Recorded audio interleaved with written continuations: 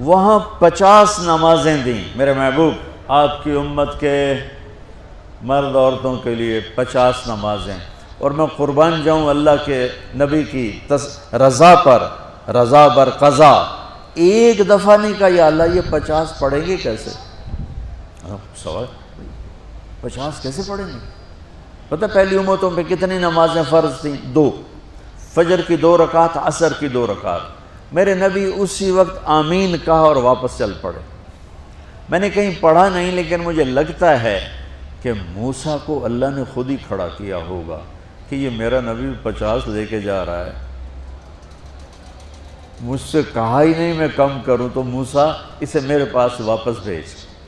ورنہ موسیٰ علیہ السلام خود کیسے کھڑے ہو سکتے تھے؟ بہرحال چونکہ میرے ذہن کی بات ہے، پڑھی ہوئی بات نہیں ہے، تو میں اتنے دعوے سے نہیں کہہ سکتا۔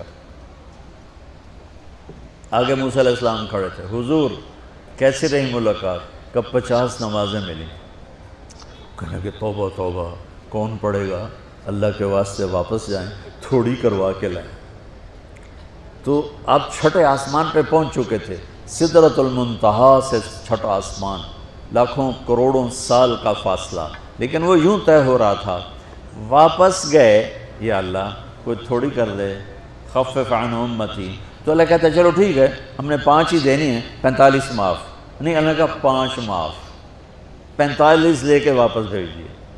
آگے پھر موسیٰ علیہ السلام کھڑے ہو، چونکہ اللہ کے نبی نے پھر نہیں کہا کہ تھوڑی کریں، ہاں جی کتنی؟ کیا ہوا؟ کہا 5 معاف ہو گئی۔ کہا نہیں، یہ میں منت کرتا ہوں، آپ واپس جائیں، انہوں نے کوئی نہیں پڑھنی، بہت زیادہ ہیں۔ پھر واپس اللہ نے پھر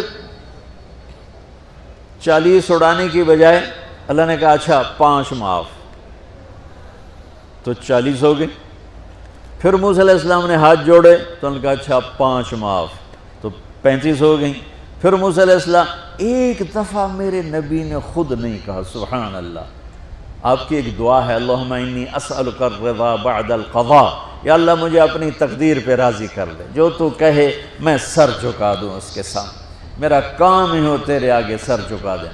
35 یا رسول واپس، اللہ نے کہا چلو 5 اور کم، 30، پھر واپس انہوں نے بھیجا، پھر 5 اور کم، چلو میرے محبوب 25، پھر واپس چلو میرے محبوب 20، پھر واپس میرے محبوب 15، پھر واپس میرے حبیب 10، پھر واپس میرے حبیب 5 پہ آگے۔ اب پہنچے، اب موسیٰ علیہ السلام کہنے لگے اب کیا ہوا؟ کہ 5 رہ گئیں، کہ کوئی نہیں پڑھنی، اے سپیریئر دے لڑکے ہیں، کوئی نہیں پڑھنی، ایک کی پڑھیں گے، وہ یہ ہاتھ آ گئی جمعہ دی نماز۔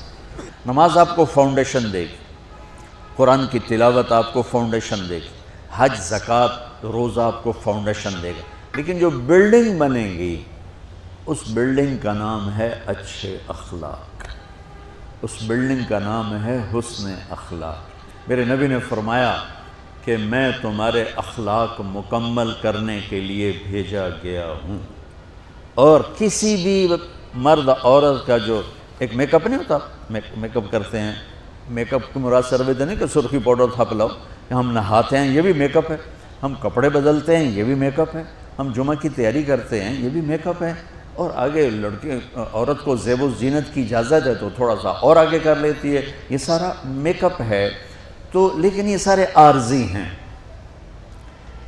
وہ میک اپ جو آپ کو اتنا حسین بنائے کہ لوگ آپ پہ فدا ہو جائیں، وہ میک اپ جس کو پسینہ نہ لے جائے، بڑھاپا نہ لے جائے، جس کو بیماری نہ لے جائے، جس کو موت بھی نہ لے جائے، وہ میک اپ ہیں میرے آپ کے اچھے اخلاق، میرے نبی والے اخلاق۔ میرے نبی نے فرمایا انما بعثت لاتمم مکارم الاخلاق، میں بھیجا گیا ہوں تمہارے اخلاق کو مکمل کرنے کے لیے۔ اور 90% اخلاق، سب نوجوان بچے بچیاں بیٹھے ہو مجھے دیکھو، 90% اخلاق یہاں چھپے ہوئے ہیں۔ یہاں اگر آپ اپنی زبان پہ لقمان علیہ السلام کا فرمان، لقمان علیہ السلام جن کے نام پہ سورت آئی ہے قرآن میں، بیٹا میں چپ رہنے پہ کبھی نہیں پچھتایا، میں ہمیشہ اپنے بول پہ پچھتایا، جب بھی مجھے شرمندگی ہوئی اپنے بول پر ہوئی، خاموش رہنے پہ کبھی شرمندگی نہیں ہوئی۔